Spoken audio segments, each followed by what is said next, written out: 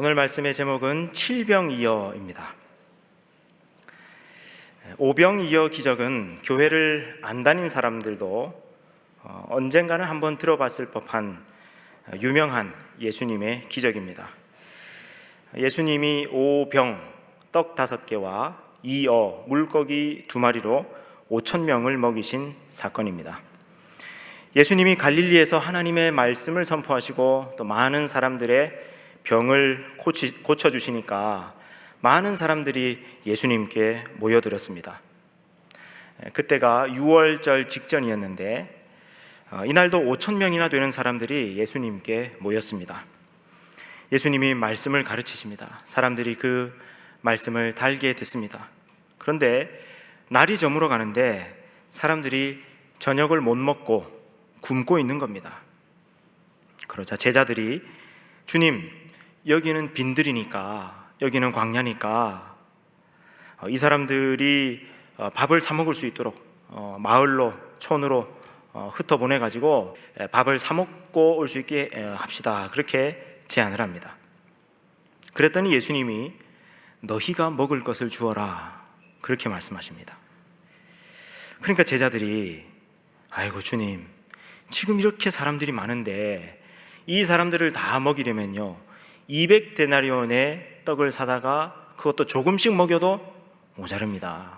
안 됩니다. 그렇게 말합니다. 그럼 200데나리온의 떡, 1데나리온이 얼마냐면은 노동자의 1일 품삯입니다.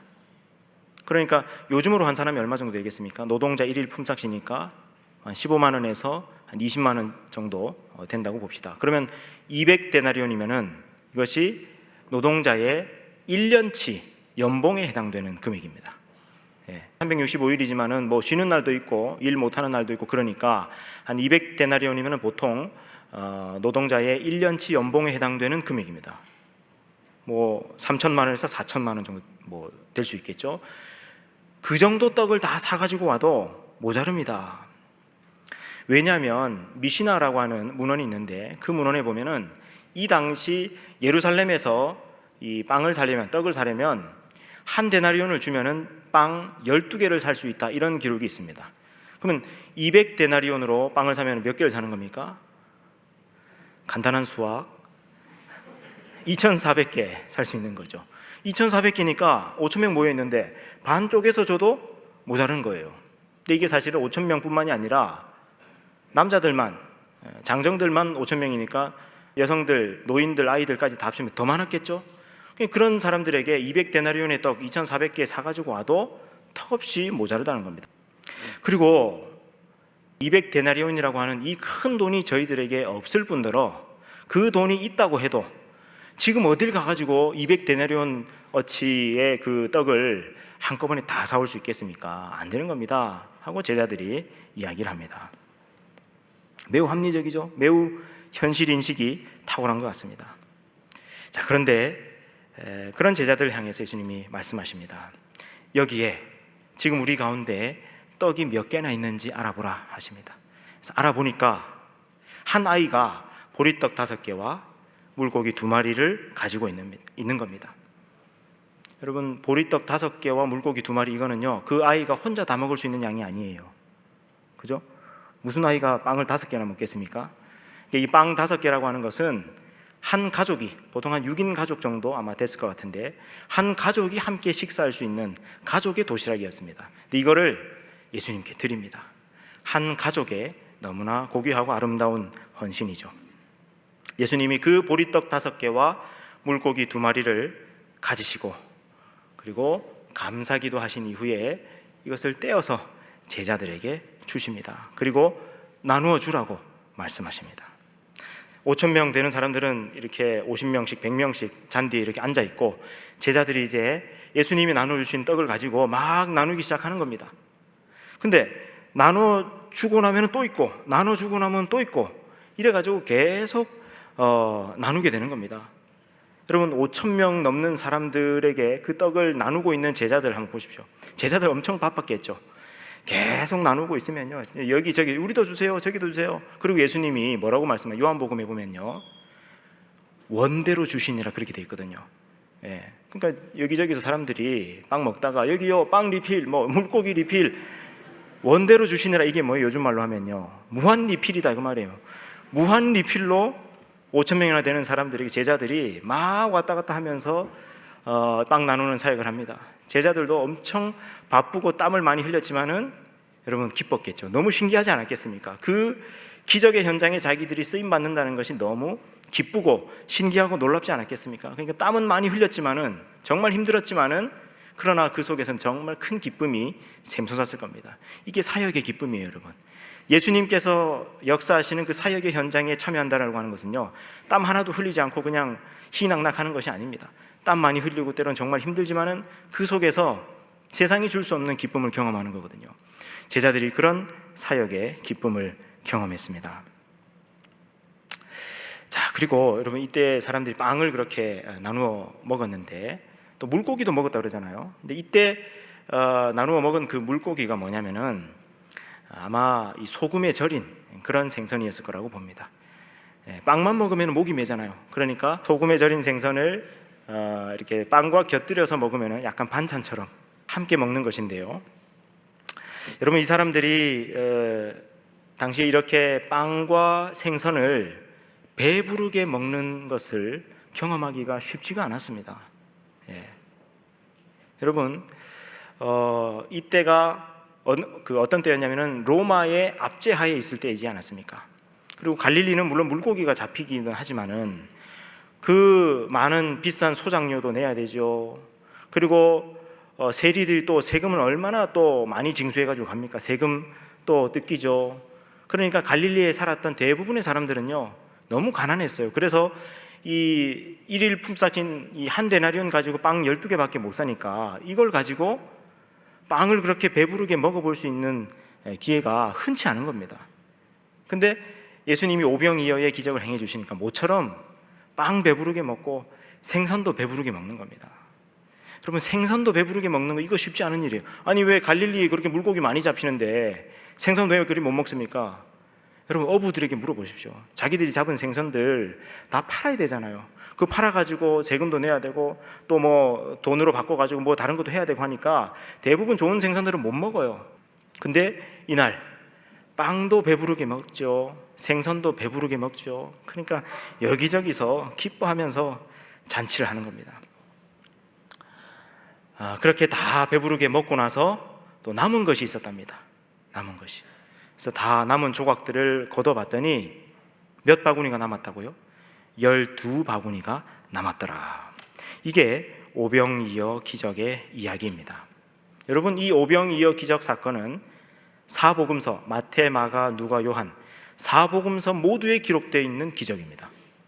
이거 매우 특징적이에요. 어떤 기적은요 이 복음서에는 기록되어 있는데 저 복음서에는 기록이 안 되어 있는 게 있습니다. 근데 사복음서 모두에 기록되어 있는 예수님의 기적은 유일하게 오병이어의 기적입니다. 그 말은 매우 이 오병이어의 기적이 아주 중요하다 그리고 매우 특징적이다라는 말씀이죠. 이제 우리 오병이어 기적의 현장으로 한번 가보겠습니다. 화면을 보시겠습니다. 오병이어 기적이 일어났던 장소가 어디냐? 누가복음에 보면은 거기가 벳세다였다라고 기록하고 있습니다. 예수님이 주로 사셨던 곳은 갈릴리 정중앙 제일 위에 있는 가버나움이라는 곳입니다. 거기에서 조금 동쪽으로 떨어진 곳에 저기 벳세다가 있습니다. 저 헤르몬 산에서부터 물이 흘러나와가지고 요단강이 되는데 저 요단강이 갈릴리로 들어오는 그 초입 그 근처에 벳세다라고 하는 평원이 그리고 마을이 있었습니다. 저곳에서 오병이어의 기적이 일어난 겁니다. 벳세다를 조금 가까이 가서 보면요 이렇게 되어 있습니다. 여기가 최근에 발굴된 벳세다의 마을입니다. 그래서 입구에 지금 벳세다 발굴 현장으로 들어가는 그 입구에 있는 안내판인데요, 간판인데요. 저기 보면은 벳세다라고 해놓고 또 히브리어로는 베이트 짜이다라고 되어 있습니다. 베이트라는 말은 집이라는 뜻이고 짜이다는 어부라는 뜻이에요. 그러면 베이트 짜이다 이게 벳세다인데 베이트 짜이다는 어부의 집이다 그런 뜻입니다. 이 벳세다가 예수님 시대에만 있었던 것이 아니라 훨씬 이전부터 가나안 시대부터 성을 이루고 있었고요. 그 다음에 구약에도 이 벳세다가 등장하는데 구약에는 이 땅 이름이 그술이라고 나옵니다. 그술, 다윗과 관련된 땅 이름인데, 그 다음에 예수님 시대에는 베세다라는 이름으로 있었죠. 어부의 집. 그래서 들어가 보면요, 여기에 이제 최근에 발굴된 집터인데 실제로 어부들이 살았던 그런 가옥 구조들이 발견이 되고, 땅을 파보니까 거기에 낚시 바늘도 발견되고, 또 뭐 그 그물 이런 것들이 이제 발굴이 됐던 겁니다. 그래서 저희 가면 어부의 집이라고 그렇게 되어 있습니다. 마을을 이렇게 다니면요, 여러분 꼭 보니까 그 우리나라 제주도 돌담집 같이 생겼죠. 갈릴리 지역은 거의 이렇습니다. 현무암 지대이기 때문에 제주도 닮았습니다. 아마 여러분 저 마을 집 어딘가에 베드로의 집이 있었고 빌립, 안드레 이런 집이 있었을 겁니다. 그래서 아마 베드로, 안드레가 지나다니면서 어이 안드레 오늘 고기 잡으러 언제 가? 하면서 왔다 갔다 하던 그런 제자들이 저기에 보이는 듯합니다. 베세다에 보면요, 이런 그 들녘이 펼쳐져 있는데, 이곳 어딘가에서 5천 명이 넘는 사람들이 모여가지고 예수님의 말씀을 듣습니다. 저녁이 됐는데도 이제 먹을 것이 없고 그런 거죠. 그래서 예수님이 오병이어의 기적을 행하십니다. 여기서 여러분, 저 사람들이 저 맛있게 빵을 먹고 있는 장면 보십시오. 얼마나 여러분 신이 났겠습니까? 아마 태어나서 처음 저렇게 배부르게 빵을 먹어보는 아이들도 있었을 겁니다. 전부 막 볼이 이만큼 튀어나와가지고 그렇게 빵과 고기를 맛있게 먹는 그런 잔치, 천국 잔치의 모습이 저 오병이어 벳세다 현장에서 있었습니다. 이 오병이어 사건이 있은 이후에 시간이 얼마 지나지 않아서 바로 오늘 본문 마가복음 8장에서 칠병이어라고 하는 기적 사건이 또 나옵니다. 오병이어하고 거의 비슷해요. 근데 칠병이어라고 나옵니다. 마가복음의 이 오병이어는 어디에 나오느냐면은 6장에 나옵니다. 오병이어는 6장에 나오고 칠병이어는 8장에 나옵니다. 그러니까 여러분이 분명히 여기서 그 기억하셔야 될 것은 오병이어와 칠병이어 기적은 분명히 다른 기적이라는 겁니다. 비슷하니까 같은 사건을 그냥 여기 조금 다르게 기록한 거 아닌가? 그렇게 생각하면 안 됩니다. 한 복음서 안에, 마가복음 안에 오병이어와 칠병이어가 각기 다른 장에 다르게 기록되어 있다. 다른 기적이었다라는 거죠. 자, 근데 여러분 이 자리에 오병이어 이야기는 많이 들어보셨어도 칠병이어라는 것을 아마 오늘 처음 듣는 사람들도 있을 겁니다. 그리고 칠병이어라는 단어는 들어봤어도 칠병이어가 도대체 무슨 사건인지를 아마 들어본 적이 없는 사람들도 많을 겁니다. 그런데 여러분, 우리에게는요, 어쩌면 오병이어의 기적보다도 칠병이어의 기적이 훨씬 더 중요합니다. 왜 그런지 아마 오늘 말씀 끝에 여러분도 깨닫게 되실 겁니다. 자, 여러분, 칠병이어 사건이 이렇습니다. 다시 화면을 보십시오. 자, 오병이어가 있었던 장소는 바로 벳세다죠. 제가 노란색으로 표시해둔 저 벳세다에서 오병이어 사건이 있었습니다. 그리고 이 오병이어는 마가복음 6장에 기록되어 있고 마가복음 8장, 오늘 본문이죠. 자, 보시면 그 무렵에 또 큰 무리가 있어서 먹을 것이 없는지라 예수께서 제자들을 불러 이르시되 내가 무리를 불쌍히 여기노라. 그들이 나와 함께 있은지 이미 사흘이 지났으나 먹을 것이 없도다. 예수님 말씀을 듣고 예수님이 사람들을 고쳐주시고 하는 현장에 있는 것이 너무 좋고 그게 너무 감격이어가지고 거기에 있었는데 사흘 동안 있었는데도 지금 먹을 것이 없이 배를 쫄쫄 굶고 있는 겁니다. 그리고 이 상태에서 아마 말씀 끝났다고 집으로 돌려보냈다가는 가는 길에서 기진하고 말 것이다. 그리고 우리 가운데 보니까 멀리서 온 사람들도 많이 있는데 이 사람들 그냥 돌려보내서는 안 된다 하고 예수님이 그 무리 가운데 있던 사람들의 배고픈 상황을, 그리고 집으로 돌아가야 되는 길을, 그리고 멀리서 온 사람들의 상황을 예수님이 살피십니다. 그리고 예수님이 이렇게 말씀하죠. 내가 무리를 불쌍히 여기노라. 여러분, 예수님은요, 하나님의 말씀, 너희들 하나님 말씀만 들으면 된다, 하나님 말씀으로만 배부르면 충분하다, 그렇게 말씀하시지 않았어요. 실제로 사람들의 육신적인 배고픔을 예수님은 살피시고요, 배고파 하시는 사람들을 바라보시면 그들 향해서 불쌍한 마음이 드는 겁니다. 안타까운 마음이 드는 겁니다. 가난 때문에 이렇게 나오면서도 도시락도 제대로 챙겨올 수 없고, 그리고 밥을 사 먹으러 갈 수 있는 돈도 없이 배를 골고 있는 그들을 보시면서 예수님이 불쌍히 여기셨다는 겁니다. 그리고 그들이 걸어가는 길도 살피시고 또 얼마나 먼 데서 왔는지도 살피시는 예수님, 이런 분이 우리 예수님이십니다. 예수님은 나 다 필요 없어, 다 영적인 것이면 충분해, 그렇게 말씀하시지 않습니다. 우리의 육신의 필요도 주님께서는 살피시고 불쌍히 여기셨다라는 거예요. 여러분, 주님께서 여러분의 부족함, 여러분의 필요도 살펴주실 것입니다. 그리고 그 필요를 채워주시기를 우리 주님의 이름으로 축원합니다. 그러자 제자들이 대답합니다. 이 광야에 어디서 떡을 얻어 이 사람들로 배부르게 할 수 있으리까? 조금 전에 있었던 오병이어때하고 거의 비슷한 반응이죠. 이 광야에서 어디서 떡을 얻겠습니까? 그래서 어디서 이 사람들 먹일 수 있겠습니까? 여러분 보세요. 얼마 전에 무슨 사건이 있었습니까? 오병이어 사건을 경험했잖아요. 그때 제자들이 그 기적의 현장에 고스란히 동참했잖아요.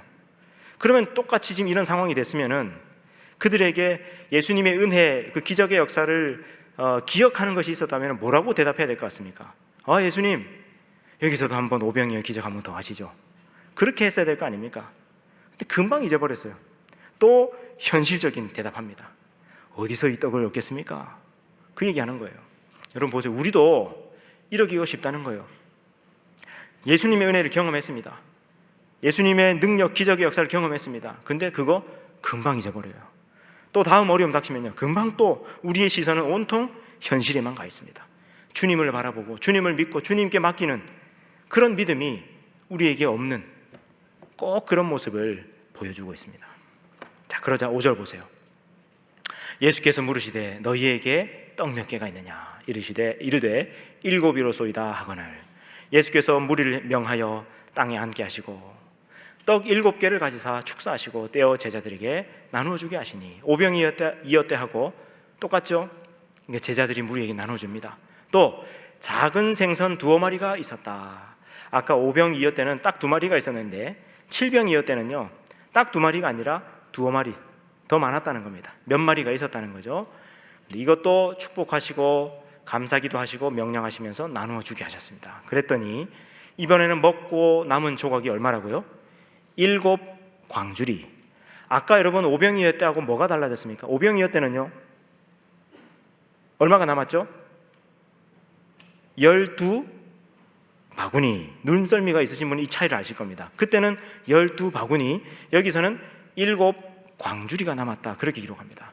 그리고 4,000명이 그것을 먹었다, 그렇게 기록하고 있습니다.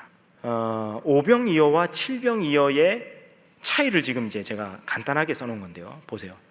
오병이어 사건은요 마태, 마가, 누가, 요한 다 적혀 있습니다. 그래서 마태복음 14장, 마가복음 6장, 누가복음 9장, 그 다음에 요한복음 6장, 여기 다 기록되어 있고, 7병이어는 마태복음과 마가복음에만 기록되어 있습니다.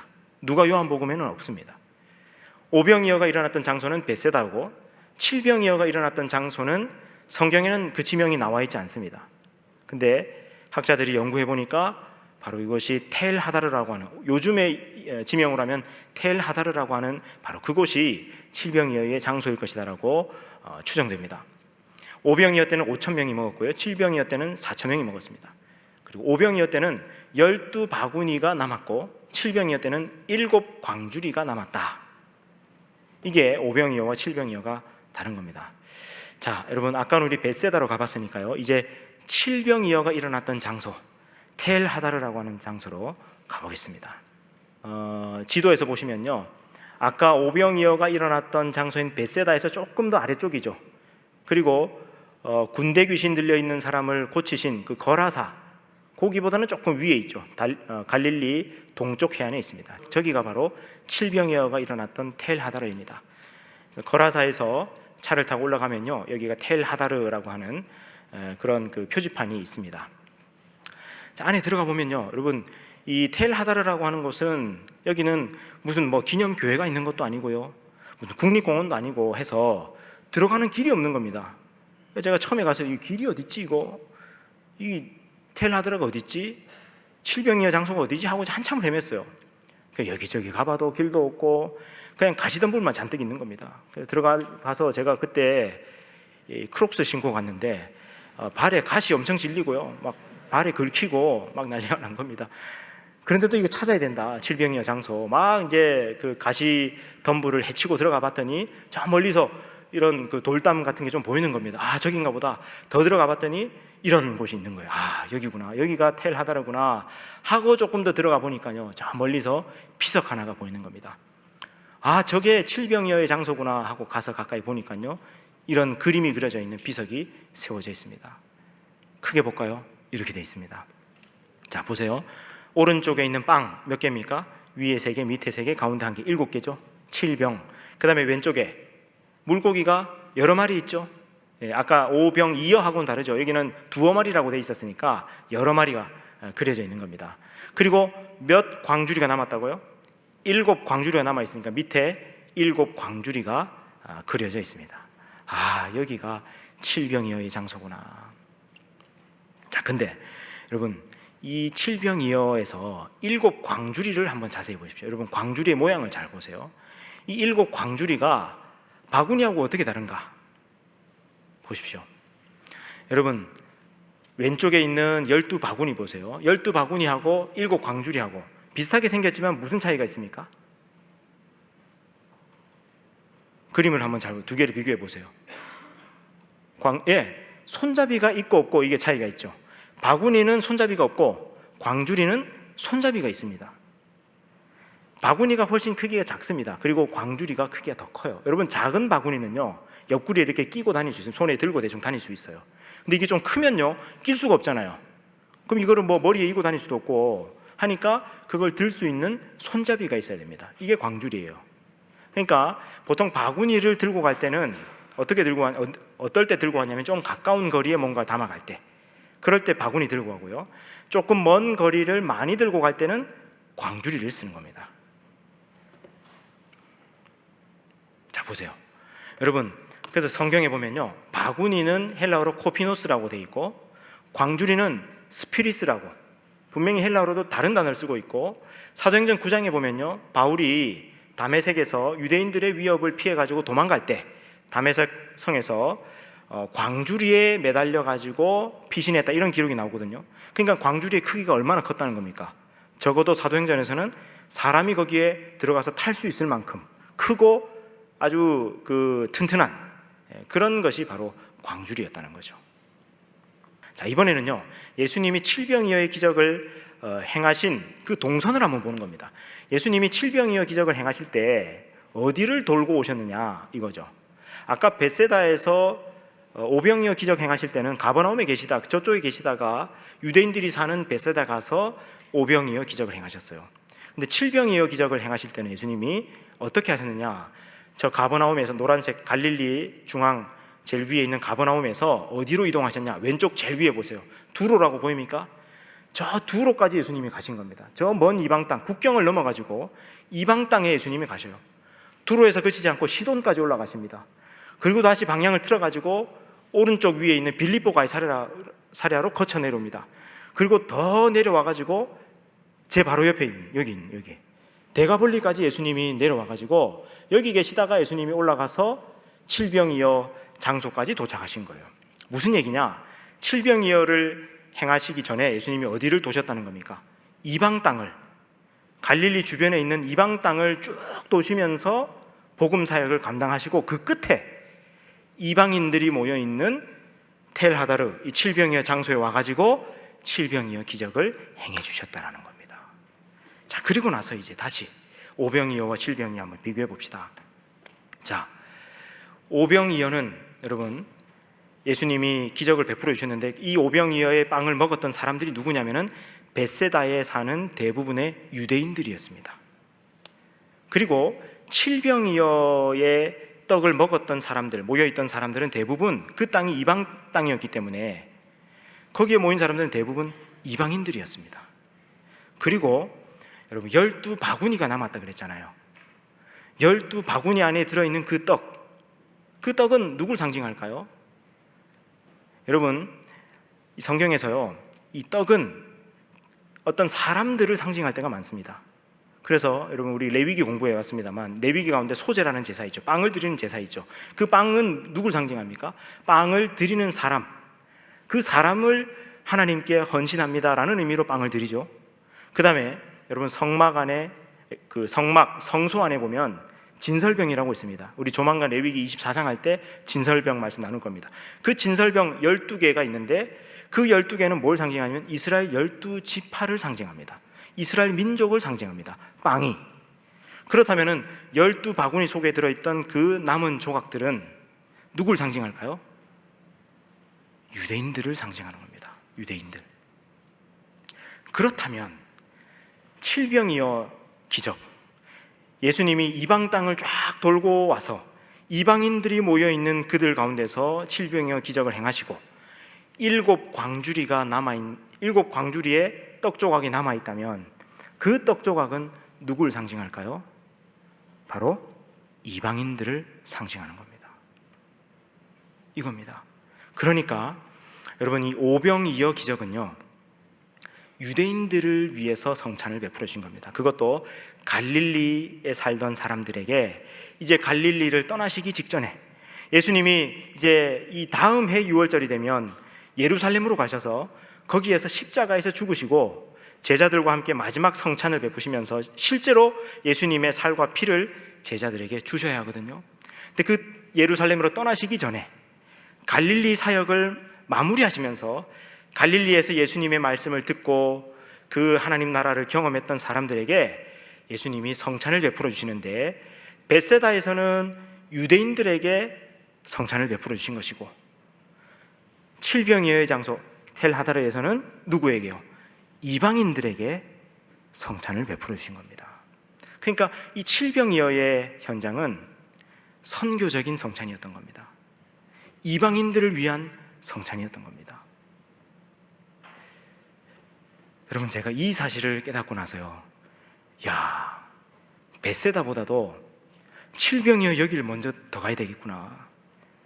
그래가지고 여러분, 제가 이 장소가 얼마나 특별하게 소중하게 느껴졌는지 모릅니다.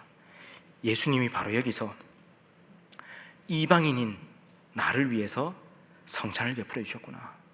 여러분, 성찬이라고 하는 것이 뭡니까? 예수님의 살과 피잖아요. 그것을 나누어 주신 상징적인 사건이 바로 칠병이어 오병이어 사건이었는데, 여러분, 칠병이어 여기는 바로 저와 여러분 이방인들 위해서 베풀어 주신 성찬이라는 겁니다. 여러분, 저나 여러분은 유대인 아니잖아요, 그죠? 이방인들 아닙니까? 그것도 대한민국이라고 저 이스라엘에서 그렇게 멀리 있는 이 대한민국 땅, 그것도 2000년 뒤에 있는 우리들을 위해서 주님께서 성찬을 베풀어 주신 장소다. 이거 너무 감동적인 장소 아닙니까? 그래가지고 제가 수해 전에 어떤 성지순례팀을 여기 데려갔어요. 이때도 난리가 났습니다. 막 전부 막 바지 긁히고 가시 찔리고 막 난리가 났습니다. 어딜 가려고 목사님 이럽니까? 하는데 이제 여긴 가야 됩니다. 왜 제가 여기 갔냐면요, 여기에 2000년이 지난 이방인들이 한국 땅에서 예수님의 살과 피를 받아가지고 생명의 빵이신 예수님을 받아가지고 예수님을 믿게 된 사람들이 여기에 와서 예수님을 예배하는 것 자체가 2000년 전에 칠병이어 사건이 성취되는 것이 되지 않겠습니까? 그래서 제가 여기 와가지고, 주님, 저희가 왔습니다. 예수님이 여기서 칠병이어 기적을 행해 주셨는데 그 2000년 전에 주님의 칠병이어 성찬의 성취로 저희들이 왔습니다. 저기에 이방인들이 저렇게 모여서 예배 드리는 것 자체가 칠병이어 사건의 성취여서 너무 기뻐하고 감동하면서 예배를 드렸습니다. 우리 다음 달에 우리 청년 이스라엘 성지순례팀이 갈 때 제가 여기 또 갈 겁니다. 가서, 주님, 이방인들이 또 왔습니다. 저희가 그 7 광주리 안에 들어있던 남은 떡 조각들입니다. 여러분 보세요. 왜 7 광주리입니까? 누가 더 많습니까? 아까 유대인은 12바구니잖아요, 겨우. 그거보다 7 광주리가 훨씬 더 많은 거죠. 여러분, 이게 뭘 보여줍니까?